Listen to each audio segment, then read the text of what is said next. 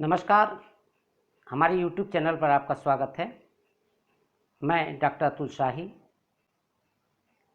आज की इस वीडियो में बाल विकास के इतिहास से संबंधित संक्षिप्त जानकारी देने की कोशिश करूंगा। तो चलिए शुरू करते हैं बाल विकास का संक्षिप्त परिचय। विकास एक सार्वभौमिक प्रक्रिया है जो संसार के प्रत्येक जीव में पाई जाती है। यह जीव अमीबा से लेकर व्यक्ति तक कोई भी हो सकता है। विकास की प्रक्रिया गर्भाधारण से लेकर मृत्यु तक किसी न किसी रूप में चलती रहती है। इसकी गति कभी तीव्र और कभी मंद होती है। मानव विकास का अध्ययन प्राकृतिक विज्ञानों से में भी होता है और मनोविज्ञान में भी होता है। मानव विकास का अध्ययन मनोविज्ञान की जिस शाखा के अंतर्गत किया जाता है उसे बाल मनोविज्ञान अर्थात चाइल्ड साइकोलॉजी कहा जाता था, परंतु अब मनोविज्ञान की यह शाखा बाल विकास यानी कि चाइल्ड डेवलपमेंट के नाम से जानी जाती है। मनोविज्ञान की यह एक अपेक्षाकृत नवीन शाखा है। आज हम विकास का संक्षिप्त इतिहास क्या है इसकी चर्चा करेंगे। 17वीं शताब्दी तक के मनोविज्ञान का इतिहास यदि देखा जाए तो पता चलता है कि उस समय के विद्वान बालकों के जीवन चक्र अर्थात लाइफ साइकिल के अध्ययन को कोई विशेष महत्व नहीं देते थे, परंतु यदि प्राचीन समय के दार्शनिकों के योगदान पर विचार किया जाए तो इस दिशा में उनकी रुचि स्पष्ट दिखाई देती है। ग्रीक काल के दार्शनिकों का विचार था कि बाल्यावस्था की घटनाएं बालक के बाद के विकास पर गहरा प्रभाव डालती हैं। प्लेटो ने अपनी पुस्तक रिपब्लिक में इस तथ्य को स्वीकार किया है कि बाल्यावस्था के प्रशिक्षण का प्रभाव बालक के बाद की व्यावसायिक दक्षताओं और समायोजन पर पड़ता है। 17वीं शताब्दी में कमेनियस ने स्कूल ऑफ इन्फेंसी की स्थापना की। यह प्रश्न पूछा जा सकता है कि स्कूल ऑफ इन्फेंसी की स्थापना किसने की। उसने 1657 में बालकों के लिए 2 पुस्तकों की रचना भी की।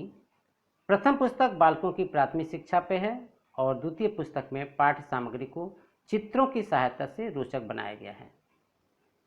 17वीं शताब्दी के विद्वानों का ध्यान बालकों की ओर गया और बालकों के प्रति उनकी अभिवृत्तियों में परिवर्तन प्रारंभ हुआ। 18वीं शताब्दी में कुछ दार्शनिकों John Locke, Thomas Hobbes, Rousseau ने बालकों के अध्ययन पर विशेष बल दिया है।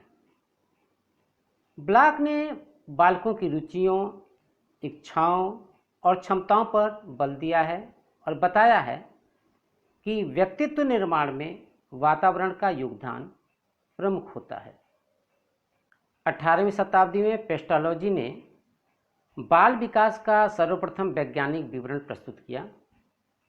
यह विवरण बेबी बायोग्राफी पर आधारित था और उसका यह अध्ययन उसके अपने ही 3.5 वर्षीय पुत्र पर किया गया था।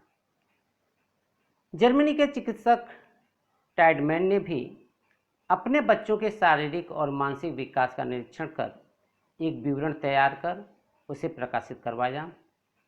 यह अध्ययन भी बेबी बायोग्राफी पर आधारित था। 19वीं शताब्दी में बाल विकास संबंधी अध्ययनों में विद्वानों की रुचि बढ़ी। टैन ने इन्फेंट चाइल्ड डेवलपमेंट नामक एक पुस्तक की रचना की और उसका प्रकाशन भी करवाया। डार्विन ने biographical sketch of an infant तथा प्रेयर ने the mind of the child नामक पुस्तक का प्रकाशन करवाया।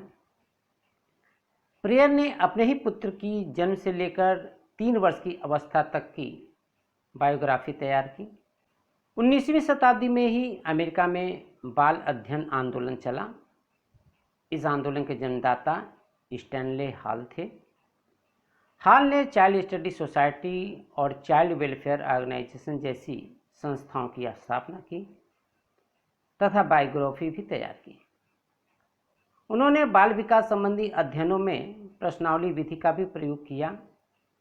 इस विधि के आधार पर बालक की अभिवृत्तियों एवं रुचियों का अध्ययन भी किया। इंग्लैंड में 1892 में सली ने British association for child study की स्थापना की।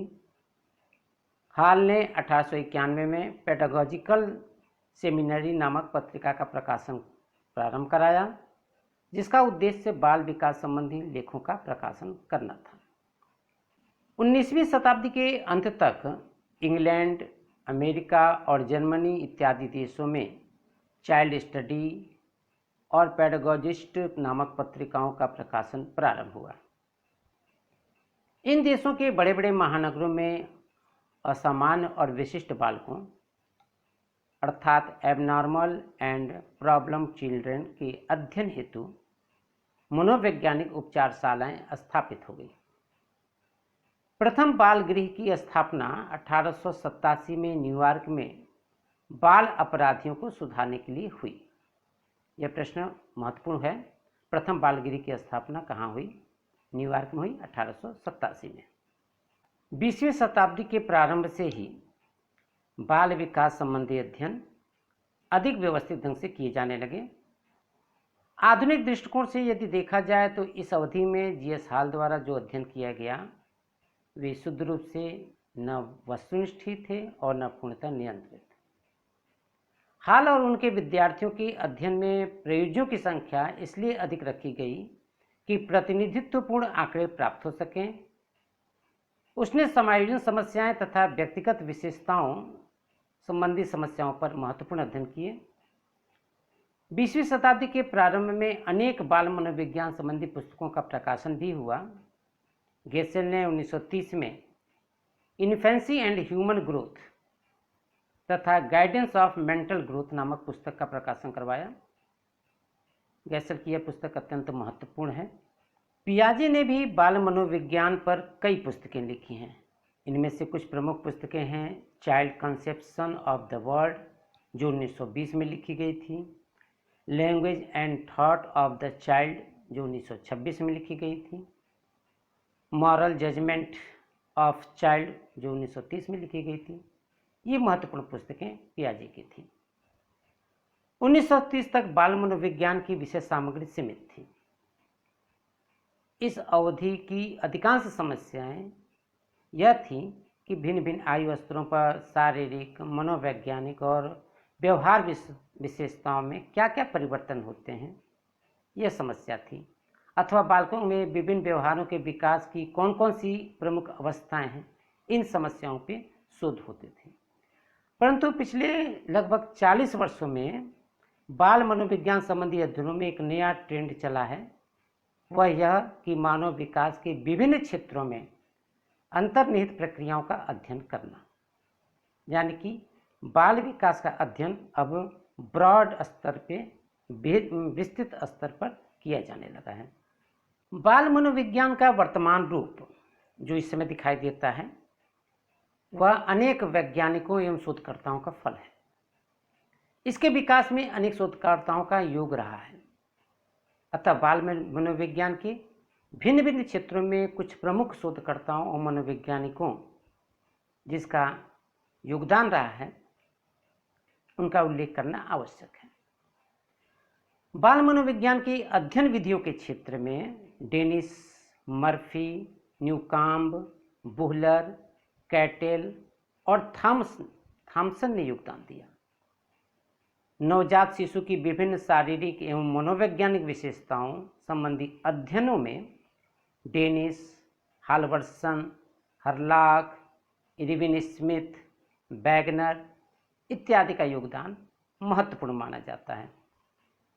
बालकों के शारीरिक वृद्धि के क्षेत्र में गेसेल तथा हाल्वर्सन के अध्ययन विशेष रूप से महत्वपूर्ण है। बालकों के स्मृति के क्षेत्र में मैकगुएच, मार्टिन, हरलॉक, गेट्स इत्यादि का अध्ययन अधिक महत्वपूर्ण है। अधिगम और अनुबंधन से संबंधित समस्याओं के अध्ययनों में DP Marquis, DK Splet, N A Miller तथा डोलार्ड का नाम विशेष उल्लेखनीय है। मिलर और डोलार्ड ने इस दिशा में अपने अध्ययनों के आधार पर अधिगम सिद्धांत, सोशल लर्निंग एंड इमिटेशन का प्रतिपादन किया। ज्ञानात्मक विकास, जिसे कॉग्निटिव डेवलपमेंट कहा जाता है, के क्षेत्र में पियाजे का योगदान अत्यंत सराहनीय है। शैशव काल में प्रत्यक्षीकरण के विकास पर R.L. फेंट्ज तथा S. नेविस के अध्ययन अत्यंत महत्वपूर्ण हैं। व्यक्तित्व से संबंधित विभिन्न समस्याओं के अध्ययन में अनेक मनोवैज्ञानिकों का योगदान सराहनीय रहा। उसमें व्हीलर और गिब्सन के साथ साथ पेंडरसन का नाम उल्लेखनीय है। बाल विकास के क्षेत्र में भारतीय मनोवैज्ञानिकों की योगदान भी महत्वपूर्ण है। भारत में बाल विकास संबंधी अध्ययनों का प्रारंभ लगभग 1930 से प्रारंभ हुआ। सर्वाधिक कार्य बाल विकास के क्षेत्र में व्यक्तित्व और मापन के क्षेत्र में हुआ। नवजात शिशुओं और गर्भकालीन अवस्था के शिशुओं पर अध्ययनों का पूर्णतः अभाव है। भारत में कम आयु के बालकों पर भी केवल कुछ ही अध्ययन हुए हैं। अधिकांश अध्ययन 10 वर्ष से अधिक आयु के प्रयोज्यों पर ही हुए हैं। बाल मनोविज्ञान के विभिन्न क्षेत्रों में जो कार्य हुए हैं, उसमें संवेग के क्षेत्र में जो कार्य हुआ है, उसमें Nagarathan, K D. Ghosh, R. Verma, Hafeez, Murthy, V K. Sharma इत्यादि का नाम प्रमुख है। बालकों की भाषा और शब्द भंडार के क्षेत्र में भी कुछ अध्ययन हुए हैं, जो जी पाल, एम सिन्हा, एम रानी द्वारा किए गए हैं। वाचिक अधिगम के क्षेत्र में भी एन चौहान, डी.एन. श्रीवास्तव का अध्ययन प्रमुख है।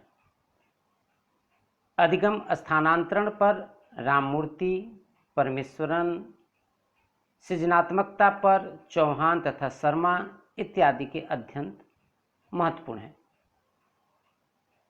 तो यह था बाल विकास का संक्षिप्त परिचय। हमसे जुड़े रहने के लिए हमारे YouTube चैनल को सब्सक्राइब करें और नई वीडियो की नोटिफिकेशन के लिए बेल आइकॉन को दबाएं। अगर आप ये वीडियो Facebook पर देख रहे हैं तो लाइक जरूर करें और ज्यादा से ज्यादा शेयर करें। धन्यवाद।